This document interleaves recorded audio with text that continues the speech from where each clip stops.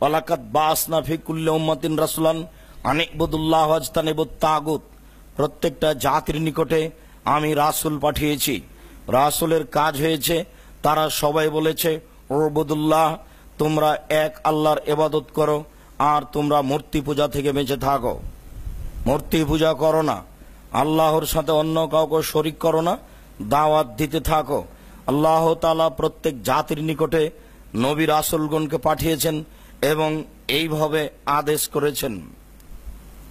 আল্লাহ তাআলা অন্যত্র বলেন উদু ইলা সাবিল রাব্বিকা বিল হিকমাতি ওয়াল মাউইজাতিল হাসানা। মুহাম্মদ, আপনি আল্লাহর পথে দাওয়াত দেন বুদ্ধি বিবেকের মাধ্যমে এবং সুন্দর ভাষায়। এর অর্থ এই নয় যে কৌশলে দাওয়াত দিতে হবে। বিল হিকমা ওয়াল মাউইজাতিল হাসানা এর অর্থ হলো কোরআনের মাধ্যমে এবং হাদিসের মাধ্যমে।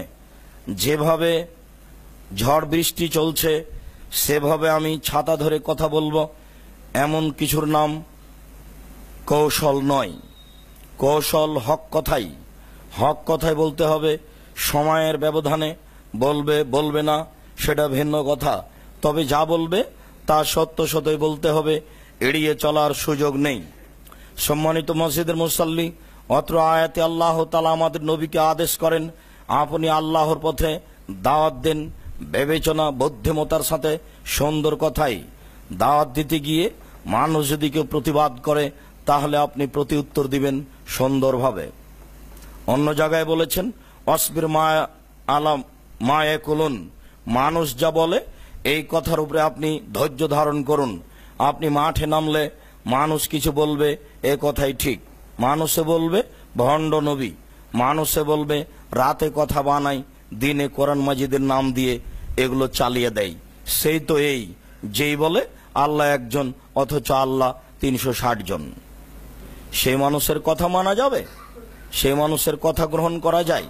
সমাজ আপনাকে মেনে নেবে না, তবে আপনি কাজ চালিয়ে যান, উত্তর দিবেন সুন্দর, কখনো ভিন্ন উত্তর দিবেন না। আল্লাহ তাআলা অন্য জায়গায় বলেন কুল হাযিহি সাবিলি আদু ইলাল্লাহ আলা বাসীরা, হে নবী আপনি বলুন এইটা আমার পথ, এই পথে আমি মানুষকে দাওয়াত দিই প্রমাণ সহকারে, দলিল সহকারে।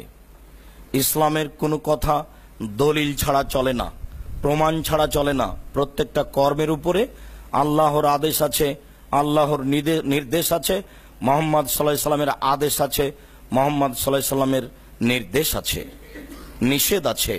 এইভাবেই দাওয়াত হয়ে আসছে, চিরদিন হবে।